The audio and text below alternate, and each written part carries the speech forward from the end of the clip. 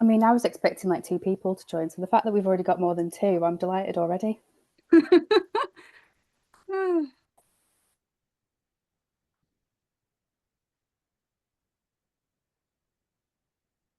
right, okay. Think I'm going to start. If there is anybody else that kind of drops in whilst we're here, that's absolutely fine. That's how these things kind of go. So wonderful. Right, I'm going to start now, Charlotte, if you're all right with the technical side of things. Okay. Right. Good afternoon, everyone. Then it's wonderful to see you all on the call today, and thank you for taking the time to join us.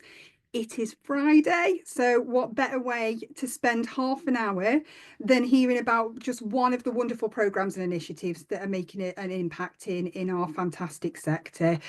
Just to introduce myself, my name is Becca Hopkin, and I'm a consultant here with Gate B Sanderson. And we are the very proud sponsors of the Best Inclusion and Diversity Programme or Initiative Award.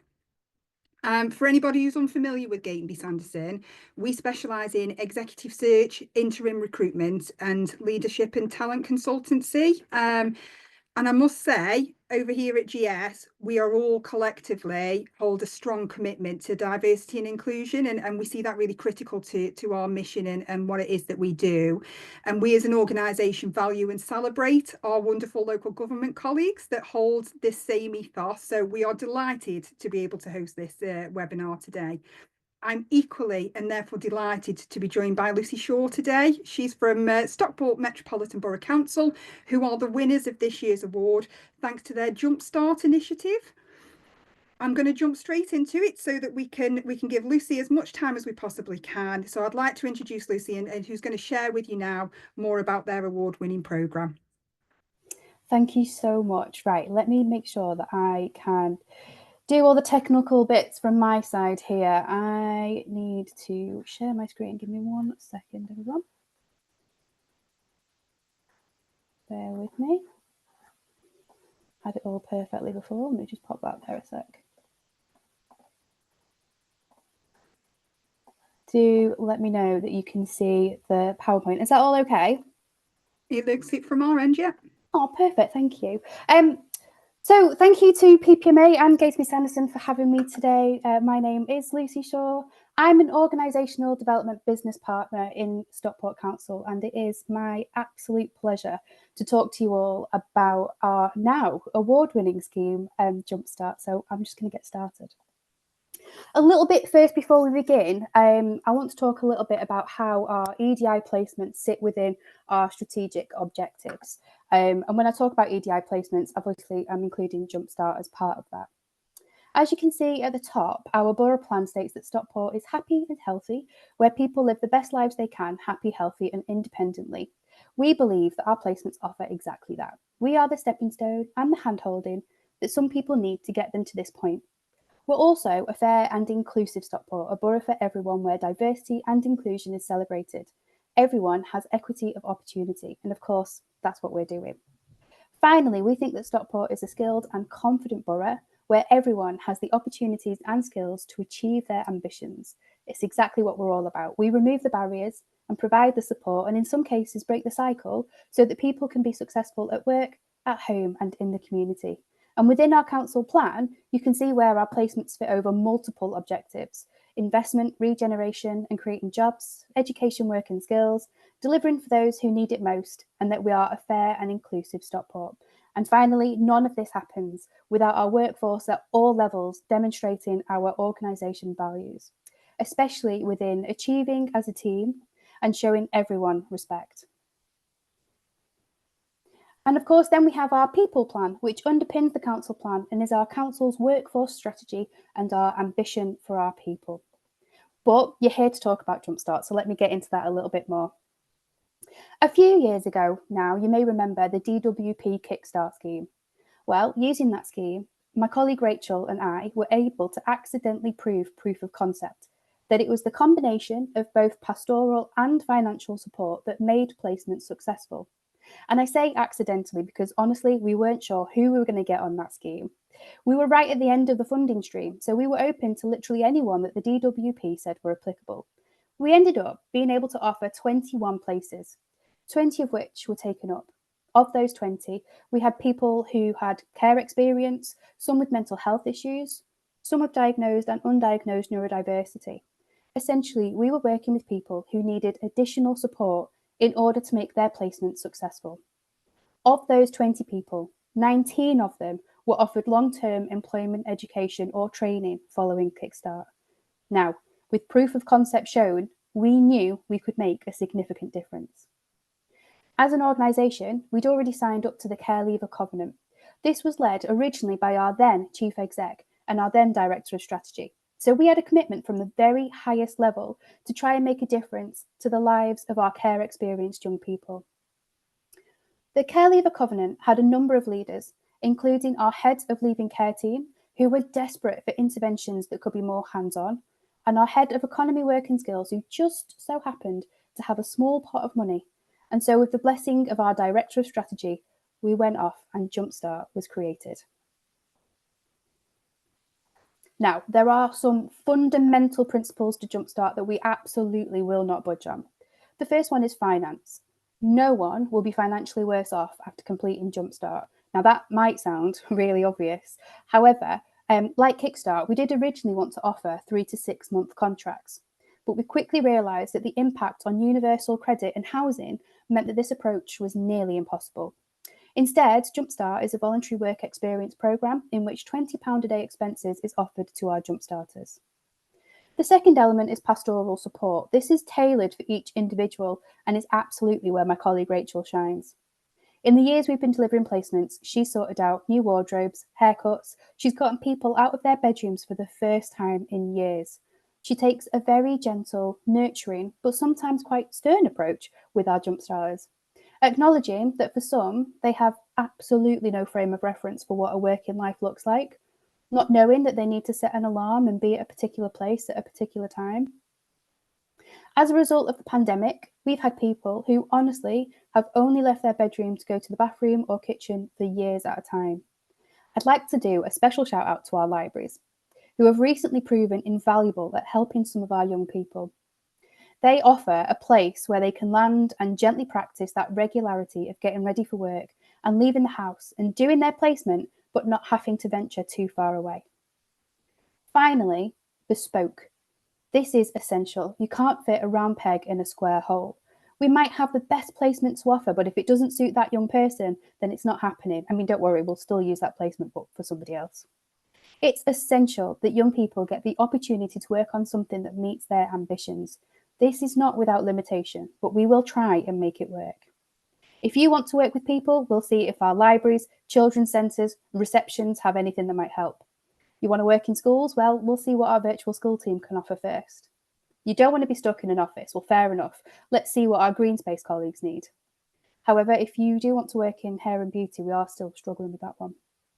But it's not just the placement, it's the hours, the days. Some of our young people have started families of their own or maybe struggle with anxiety, and so we will accommodate and slowly build up to the hours that they want to work.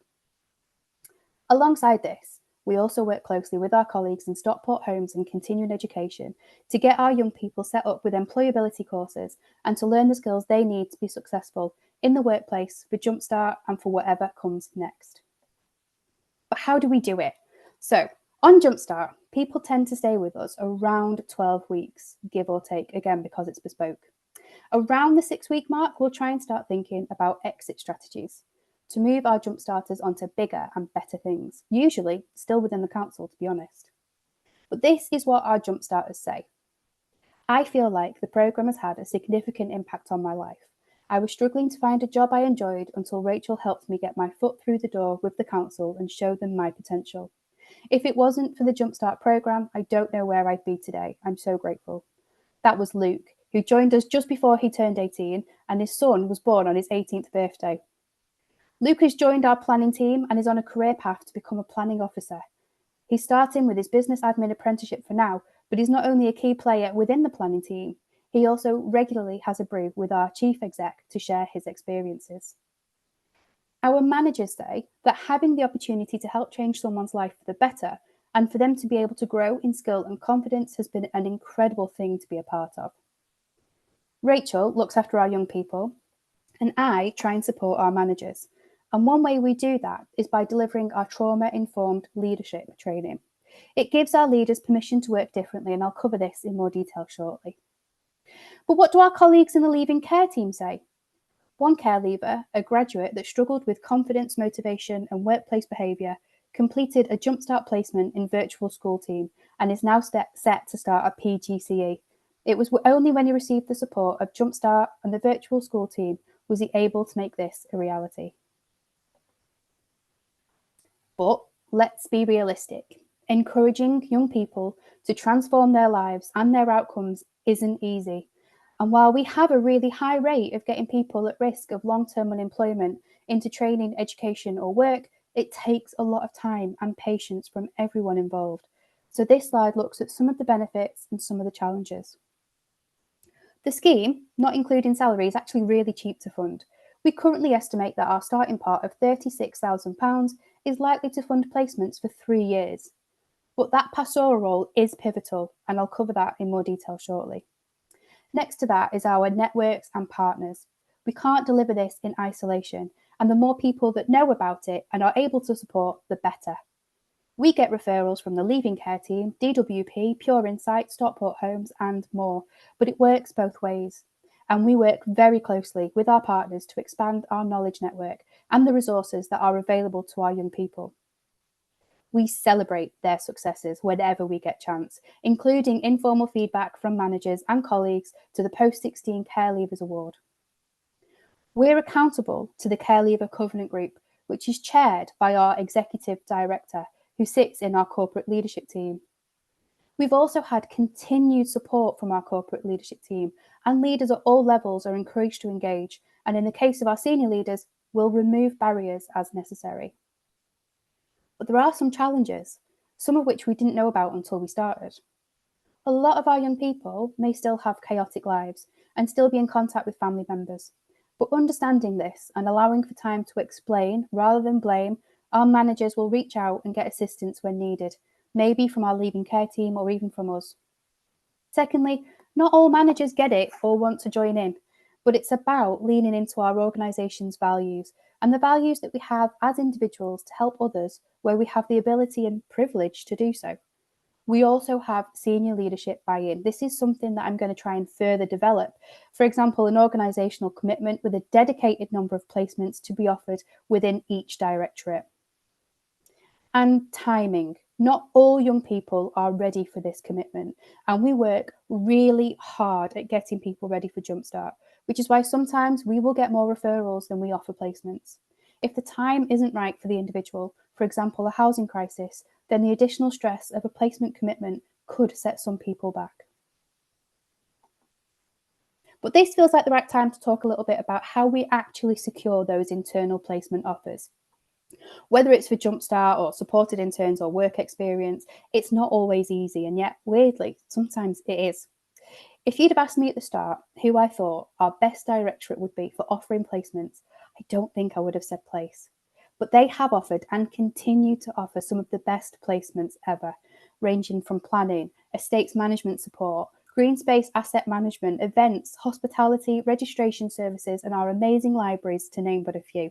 But the question is, how did we do it so that you can do it too? Well, some of it is actually stealth. Let me explain. Rachel and I do what we call fact-finding meetings. Basically, we were given permission to talk to anyone in the council to find out more about what they do and how we can help. Resources are stretched so tightly in local authorities. I know we're all feeling it. A lot of managers feel like taking on a placement would be extra work, or they've had a placement years ago and it didn't work out. Our argument to that is, it might be a little tricky and a bit time consuming for a week or two, but you're not doing it alone. And then after that, you've got an extra staff member for free, whether it's Jumpstart or a supported intern or any of the other placements. It literally costs the manager nothing other than to show them the ropes as they would any other new starter. Then the additional support is available, both for the person on placement and for the manager. So really, it's a free resource that might even help you complete an objective in difficult times when resources are stretched. Then we go in with the plus, you'll be making a difference to people's lives. It's a difficult conversation to turn down, especially when it's face-to-face, which I think is key. I could be wrong, but I think it's harder to turn us away when we're looking right at you and telling you how you can help. Rachel was given that permission for the fact finding by our senior leaders.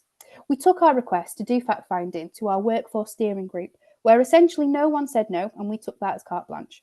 But in all seriousness, it's a really useful forum full of leaders who can remove barriers but can also connect us effectively. So if we do find a door that's closed, and we do sometimes, then we know we have the backing of senior leaders to remove the barriers for us. A great example is we had someone who wanted hands-on graph type work. So we went to the porters. The porters were very reluctant until their assistant director rocked up with biscuits and told them it would be a great idea. Incidentally, as a result of that placement, we now have someone going on to a supported apprenticeship, with the assistant director asking us to find more people for placements. We've done lots of comms and we've been persistent. We've nominated our young people on any and all internal awards we can get our hands on. But most importantly, we recognise throughout the organisation our role that we play in providing opportunities for our residents. Even at the induction, we talk at length about how corporate parenting isn't one team, it's all of us. And we've had many successes. And honestly, the young people do a lot of the placement selling for us. I want to say that all managers and leaders in the organisation are banging on our door asking for placements, but that wouldn't be realistic. We all know the pressure of business as usual is enough to stop us from thinking in new and creative ways. A lot of our managers have had previous experiences of placements where it didn't work out, and so are reluctant to do it again.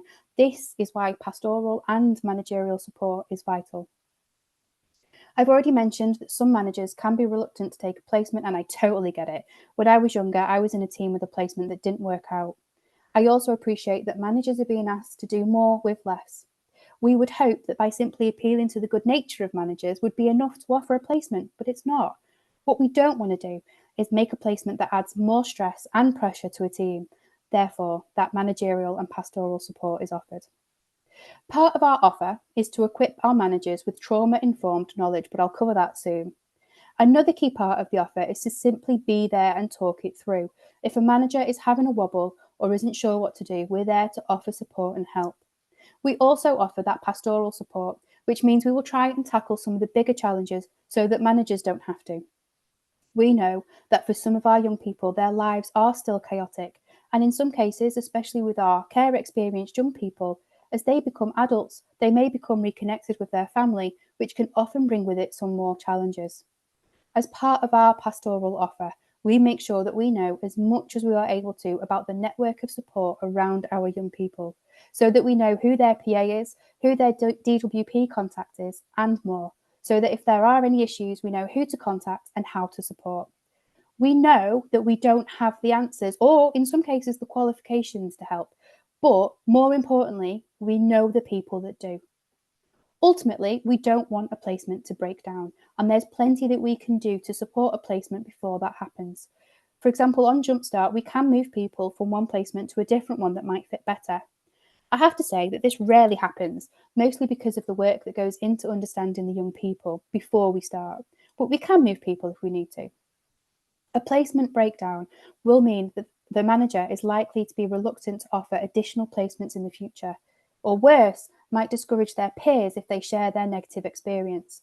But arguably, the impact that it has on the young person can set them back significantly. If you imagine that we've carefully managed to get someone out of their bedroom for the first time in years for their placement to break down, there is a significant risk that they will retreat once more, and it's likely that they would not want to engage with other interventions in the future. Their confidence, which for a lot of our young people is very fragile, could be broken. Therefore, we are on hand to offer advice and support for our young people and our managers in whatever form it takes. But for the most part, our managers are more confident to offer and support our young people when they've been through our trauma-informed leadership masterclass. This is a 2-hour session aimed at leaders who have no or limited knowledge of trauma-informed work. We're very lucky in Stockport to have academic scholars in our workforce who are trauma-informed experts. They have helped us develop this leadership programme alongside our Leaving Care team, Pure Insights, and many other partner organisations. We then shared it internally, and some colleagues who they themselves are trauma experienced also offered their feedback too. Trauma is complex and multifaceted, and I in no way want to simplify or shortcut people's experiences. However, being a trauma-informed leader doesn't have to be complicated, and for a lot of us, it may come naturally. A really practical example of trauma-informed leadership is if a young person on Jumpstart comes in late, you're not immediately jumping down their throat explaining why timekeeping is important. Instead, you would ask why someone is late. It could be that they had a rough night and really struggled with the morning. Leading with compassion would then be either explaining the consequences of that person being late, or even better, finding out if this is a regular occurrence. And if possible, suggesting that they start work an hour later. Now, I appreciate that these concessions may not always be available, but it is about trying to find solutions that work. Similarly, you could have someone that's worked with you for years, but unbeknownst to you, parts of their personal life might be in turmoil, and then an office move is suggested, and you see a huge reaction that you simply weren't expecting. You would engage with them and try and find out what was going on for them and signpost accordingly. You'd ask them what they needed for the office move to be less stressful for them, and you would do what you can. Trauma-informed leadership isn't rocket science, and for everyone listening, I'm sure you would all lead in this way, but we perhaps also maybe know of one or two managers who might not. So let's have a look at the data around Jumpstart. I could go through the data.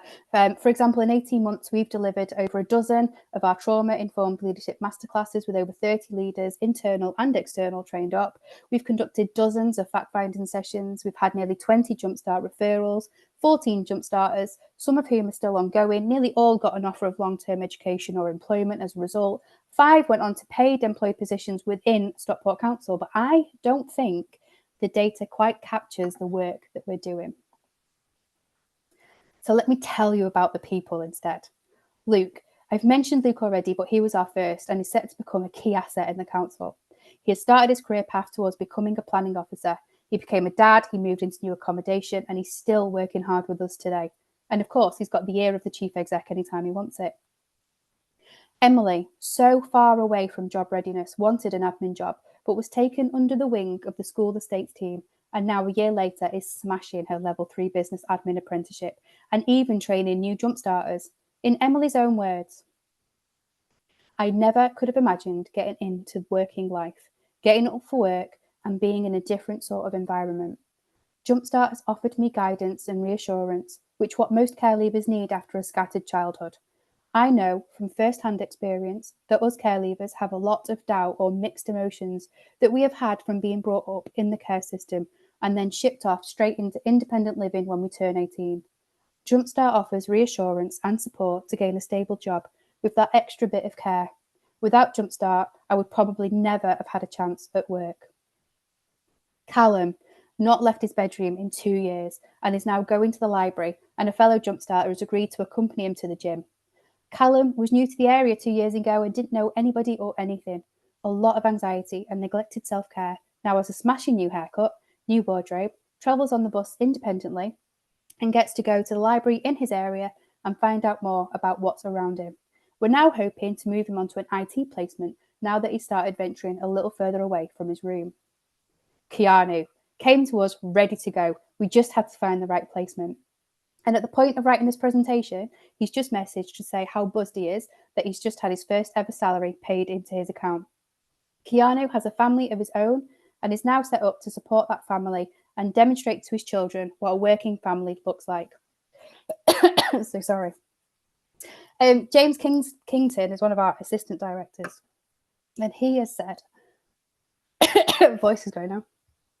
My first engagement with the project is when I bumped into Rachel, who was escorting a young lady through the office and showing her the workspace.